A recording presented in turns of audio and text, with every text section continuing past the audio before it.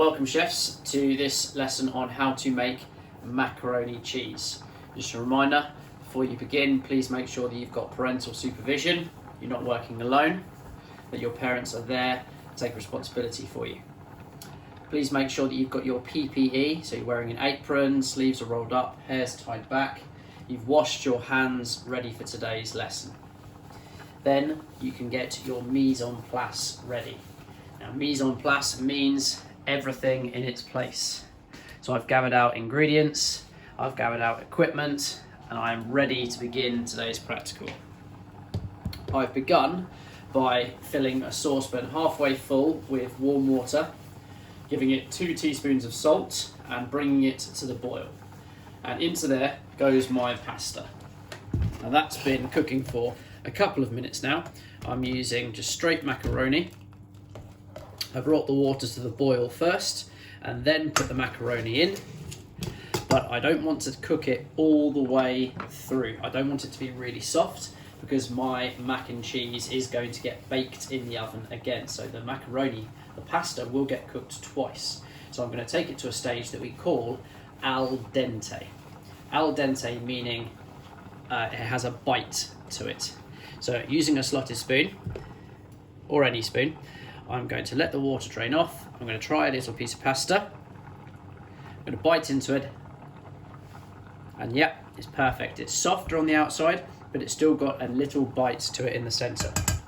So I'm going to take that off now and put that to the side to begin my bechamel sauce. Now I've turned the heat down here.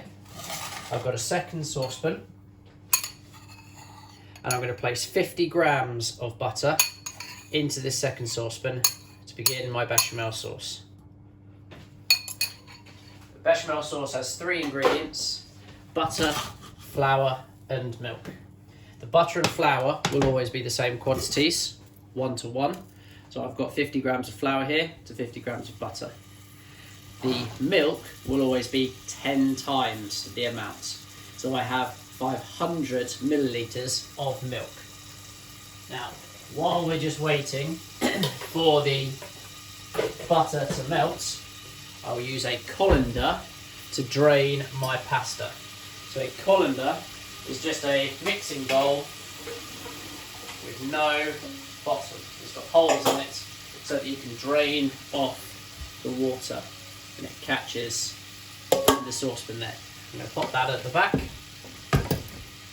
staying warm while I'm making my bechamel sauce.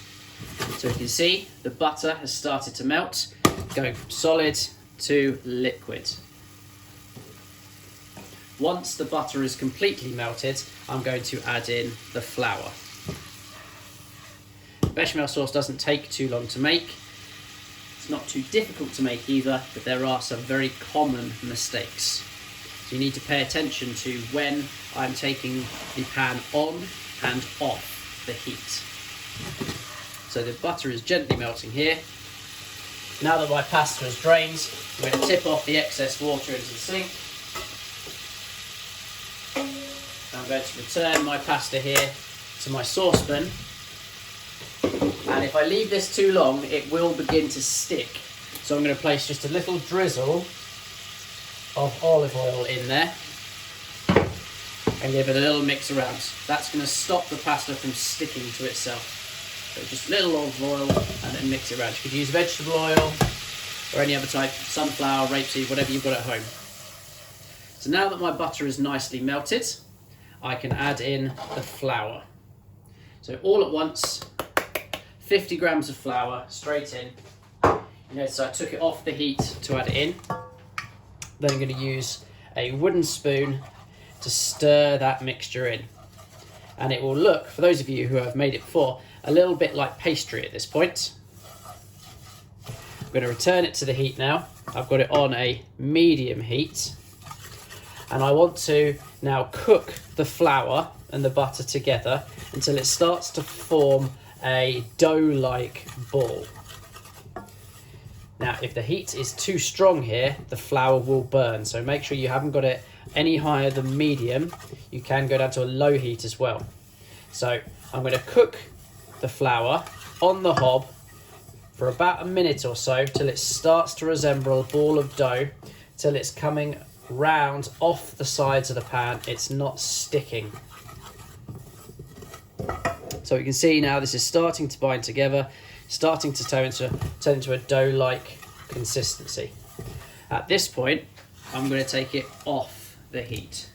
So you can see here, I've got a ball of dough. I've still got some loose mixture around there as well, but I've achieved what I wanted. So I'm going to turn the hob off for a moment, and I'm going to add in a small amount of my milk. Not all of it at once, just a little bit. And I'm doing this off the heat. Otherwise it keeps cooking and it cooks too quickly. And now I'm going to switch from a spoon to a whisk as well. And I'm going to gently whisk my sauce, because the whisk will help to break down the lumps. Add a little bit more milk. Whisking, using the whisk to break down the lumps, going round in a circular fashion until all of the milk's in there. Then we're going to return this to the heat, but we're going to increase the heat now to high. So it's on maximum heat.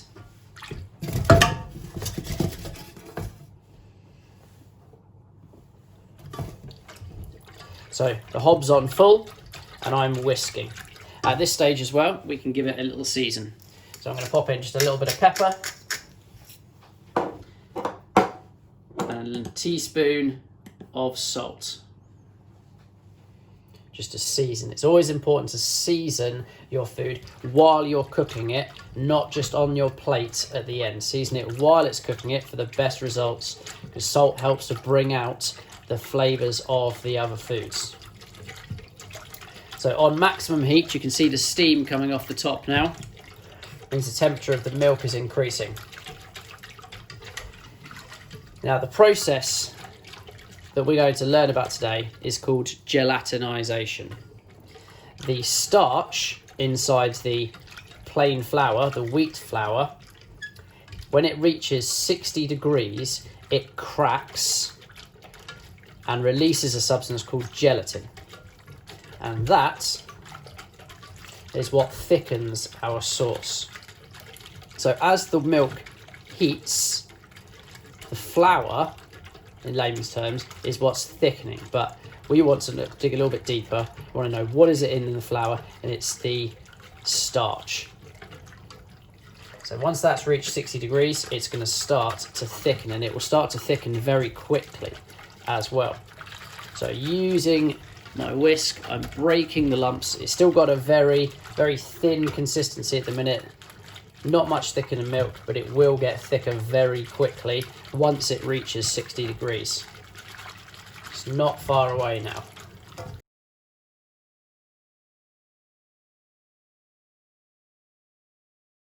So after about 4 minutes of whisking on a high heat, my sauce is thick and glossy. It should have the consistency of thick custard. Now from here, we're going to add in half of our grated cheese. So I've got 100 grams of cheese here, and I'm just going to take a rough handful, and that will be roughly half of what I grated. And I'm going to whisk that into my sauce and add my pasta.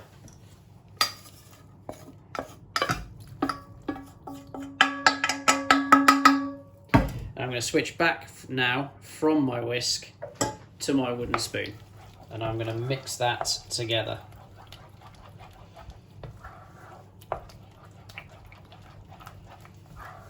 It should be really rich and glossy now, and you should start to see some of the stretchiness from the cheese.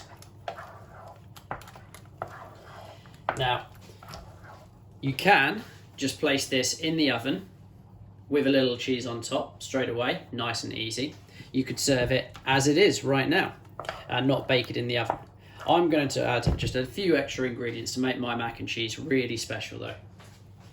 The first I'm going to add is a little bit of grilled bacon. So this bacon's already been cooked just under the grill for a couple of minutes to get it nice and crispy. I'm going to add that into my mac and cheese as well. Stir that around. This is just going to give a little extra texture, a little extra flavour inside my mac and cheese. Secondly, I'm going to pop in a pinch of just roughly chopped parsley for a little bit of colour. And mix that together. Now it's ready to go in the oven. So you're going to need either a casserole dish for this or a roasting dish, but you're going to need some deep roasting tin to contain your mac and cheese. And we're going to scrape that into there. Now, the amount of macaroni and cheese that we're making here is probably going to be good for maybe 2 full adult portions, maybe an adult portion, 2 children's portions, roughly about 50 grams of pasta per person.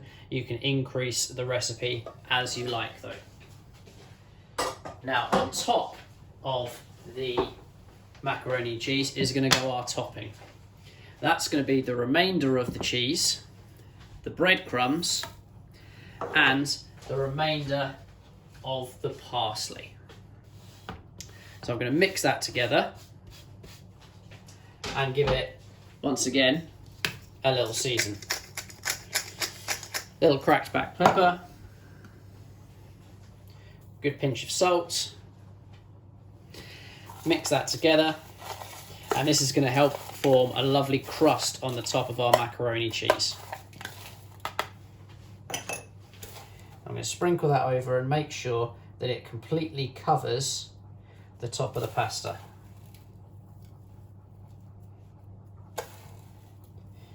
As I said, you can skip this stage. It could just be cheese that you put over the top, could just be breadcrumbs, but make sure you're experimenting a little bit.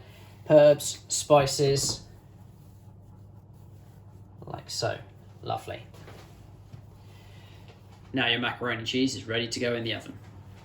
So my oven went on around about the same time that my saucepan went on to boil my pasta. So it's wonderfully preheated now. I've got it set to 190 degrees and this should be cooked in about 20 minutes. We'll see you then. Welcome back everyone. After 20 minutes, the macaroni cheese is finished. Now we can tell that it's finished because the top has gratinated. Now, gratinization is when you use either breadcrumbs or cheese to achieve a crunchy texture on the top. So I've actually used both here. You can see the darker brown pieces are cheese, where the lighter brown is breadcrumbs. So that has created a gratinized top for my macaroni cheese. Now at the same time, I've been boiling just a little bit of veg to serve with my macaroni cheese. I've had some green beans and some broccoli in boiling water. I brought the water to the boil first, seasoned it, and then add the broccoli in. I'm about to drain it with a colander again. So I'm going to let all the water drain out of the colander, and I'm going to tip the vegetables back into the saucepan with a stick of butter and a pinch of some sea salt flakes. Now I'm going to leave that just back on the hob for 30 seconds for the butter to melt and to cover the vegetables, and it's going to give us just a lovely taste. While that's happening, I'm going to take my spoon and serve up my macaroni cheese. So use your spoon to go around the edges, gently lever the macaroni cheese away from the edge, splodge, and I reckon 2 good spoons per person create an excellent portion, like so. Now you can serve your macaroni cheese with whatever you like. It goes just as well with salads, Goes nicely with roasted Mediterranean vegetables. It's a very versatile dish. You could serve it with whatever you like. I've chosen to serve mine with some nice fresh green beans and tender stem broccoli, nice and healthy. So I'm going to place just a few sprigs of each on the side there. And there is my crispy bacon macaroni cheese. I look forward to seeing yours posted up on Teams. Please remember to be supervised for this practical. Safety first. Make sure your parents are with you when you're doing it. And please upload a photo. Enjoy.